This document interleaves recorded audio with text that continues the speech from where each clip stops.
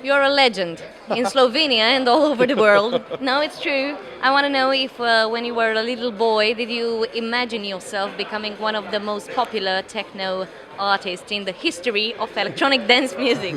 I actually did.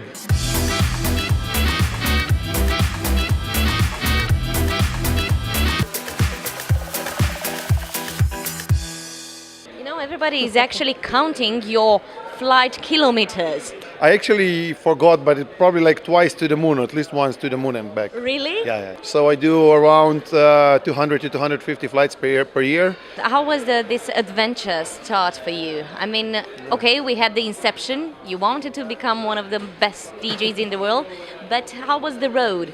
The road was very heavy.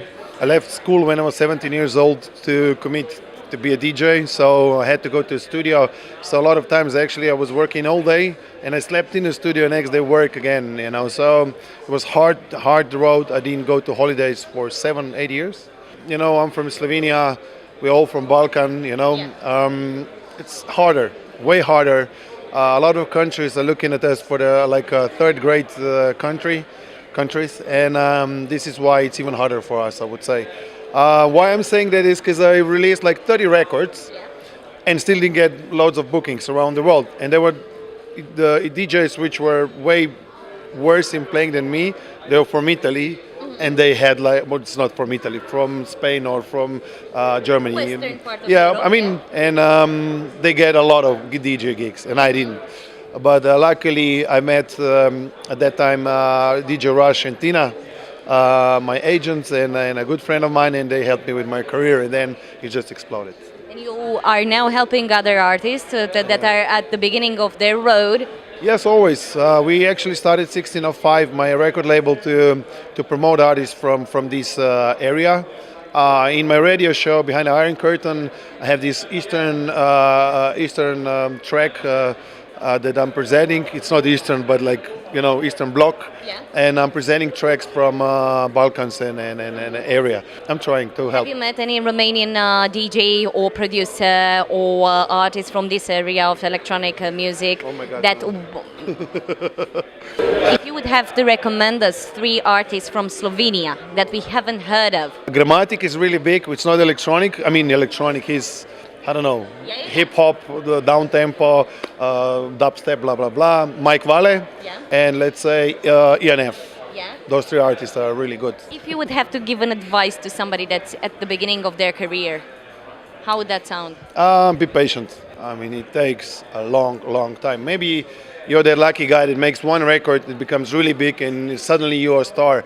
But it's I don't know. That's one in a million. For all of you others, as well for me, it took time, a long time, dedication, being in the studio, and just believe in yourself.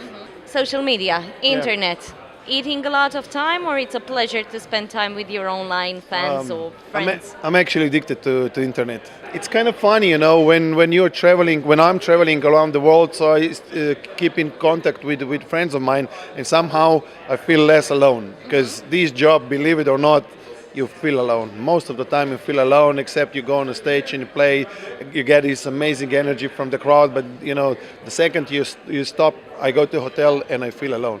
And then I go to the internet and I speak with my girlfriend, with my family, with my friends, and somehow I feel closer. I know it's not true, because we're not there, you know, talking, you know, live to each other, but it's helping a little bit.